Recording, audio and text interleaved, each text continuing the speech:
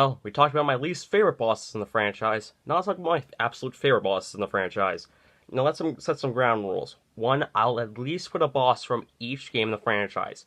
Except for Recoded, since, let's face it, no bosses from that game are good. And I won't include any bosses from Fragmentary Passage, since that game only has a boss battle against Darkseid and Demontide. So, there we go.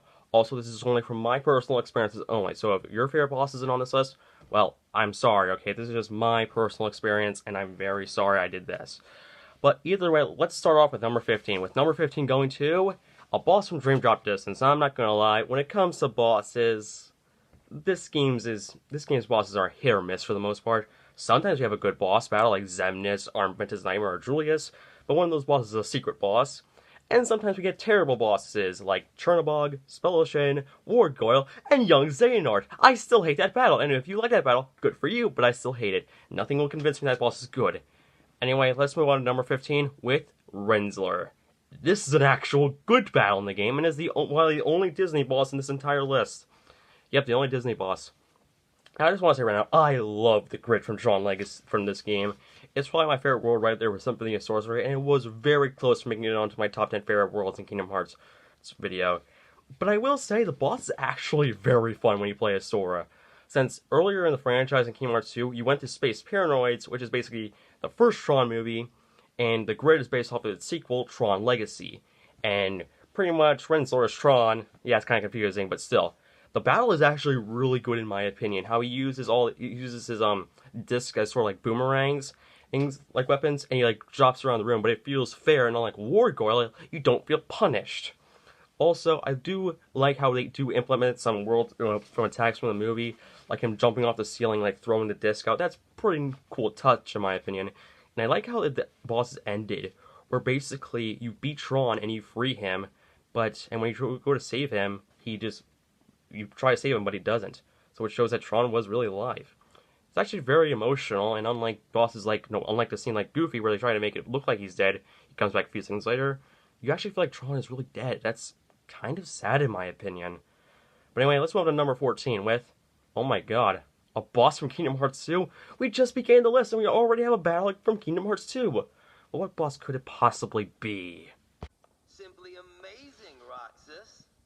Axel, you really do remember me this time. I'm so flattered. But you're too late. Yep, that's right. Number 14 on this list goes to the battle against Axel from Kingdom Hearts 2. It's kind of sad my favorite organization member is just barely made the list. But still, the story is really good in this battle because think about it, it's two best friends having to fight each other. It's like Civil War, or except without Martha. Save Martha! Why'd you say that name? But still, the only problem with this battle is it's way too short. And it's way too easy since this is at the beginning of the game. But besides that, this battle is really awesome. He will summon flame pillars, like with Rinzler, he'll use his chakras, those Charmix as boomerangs, and it's pretty cool. And the reaction command is freaking amazing. And you actually feel the emotion of this battle, and using dual wielding, that's pretty cool. Well, it would be higher if the battle was a little bit stronger and a little bit more challenging. But either way, this battle is amazing. Number 13. Wow, the first final boss on this list, and it's only number 13. And it's a member of the organization. Everything is connected. That's right, it's the only boss battle from Chain of Memories on this list. Now, Chain of Memories has, two really outstanding battles. Zexion and number 13 on this list, Marluxia. Now, this is a 3-phase boss battle, and it's really amazing. The first phase is you'll fight a replica of him, and basically, while his normal attacks are decent enough, his slates are a killer. You need to make sure you can dodge perfectly, and since this game has no blocking, you have to make sure that you can dodge roll this sucker. And unlike Vexen, it's actually a fair fight. Right, who knew? But then there's the second phase, where Marluxia is on this giant nobody called the Spectre, and most of his attacks consist of shooting flowers at you, ramming into you like he's Lexius, but still, and you have to destroy the scythes in order to attack him. That's pretty cool in my opinion. And then there's the final phase, where you have to go up against him and this giant hentai monster. Dear God, who knew Kingdom Hearts had hentai? Very weird. And it's pretty much like there's this one part of the battle where you have to make sure you can overthrow his slates, or else you're done. And it actually feels very challenging. It feels sort of like a rhythm game. You gotta get into the rhythm. You gotta get into the rhythm. And the music is really cool, in my opinion.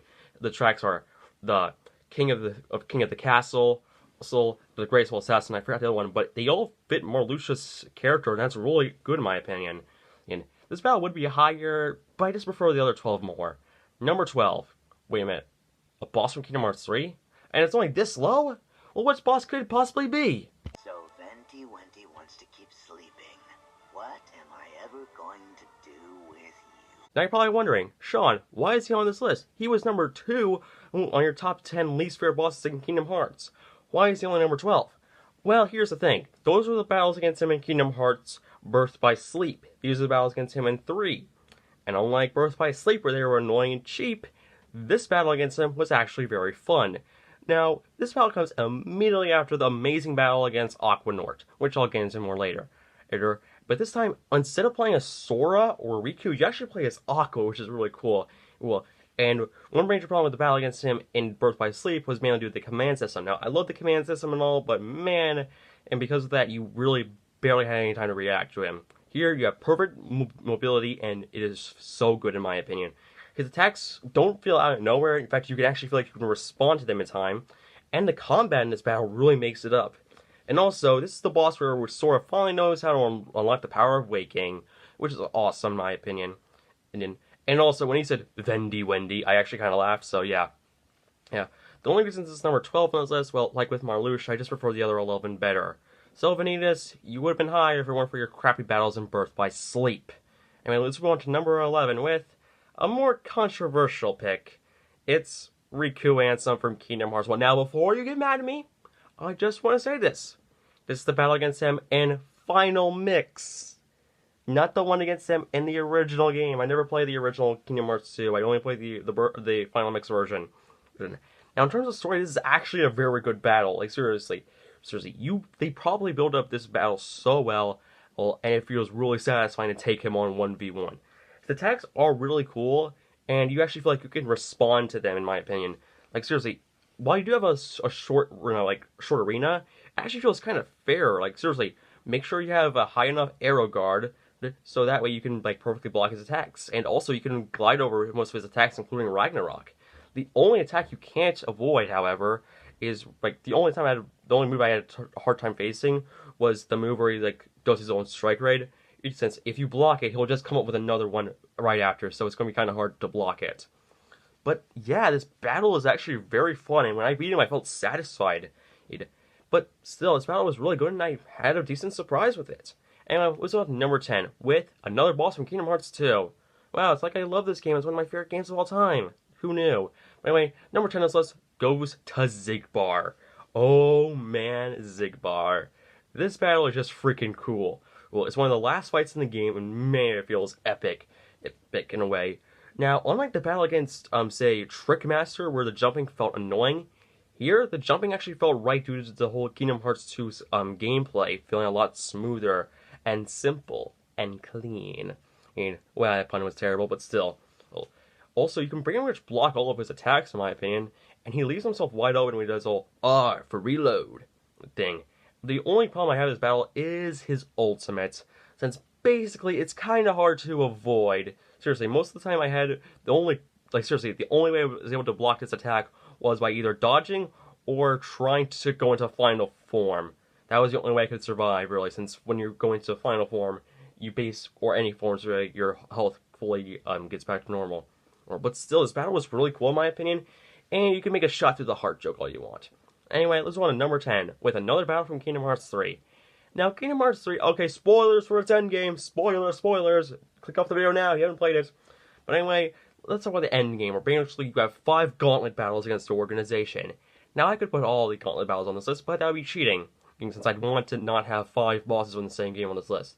But I'll only include one boss, and that goes to the last boss in the gauntlet. That going against is Ansem, Xemnas, and young Xehanort. Yes, I hated the battle against young Xehanort in Kingdom Hearts or Dream Drop Distance, but like with Vanitas in Kingdom Hearts 2 and 3, it actually felt fair. You fight all the versions of Xehanort, except, the real Xehanort, and it feels so cool in my opinion. You have Mickey and Riku as party members, and all of them have different attacks really. Xemnas will most likely do his his laser beam attacks and try to get combos in. Young Xehanort is quick and as fast, you have to react fast. And of course, Ansem will use that dark hold thing or trying to suck the health bar out of you.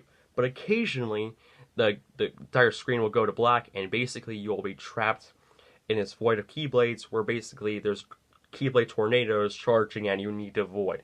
This battle really made me test my skills, and it actually gave me a hard time with it. And since it was probably the only gauntlet battle that I actually died on, except for Saïx's battle. But still, this boss was really fun, and I really enjoyed it. Number 8. And it's the last part of the list, so yeah. This is the final boss from Kingdom Hearts 1. What boss could it possibly be? The best battle in the first game. Name is... You have come this far, and still you understand nothing. Every light must fade. Every heart return to darkness. Yeah, forget about that crappy battle against him in Kingdom Hearts Chain of Memories. This is the real battle against Ansem, in my opinion. This battle is just epic all around. You start the remnants of Destiny Islands, where you basically fight him, and it's kind of easy.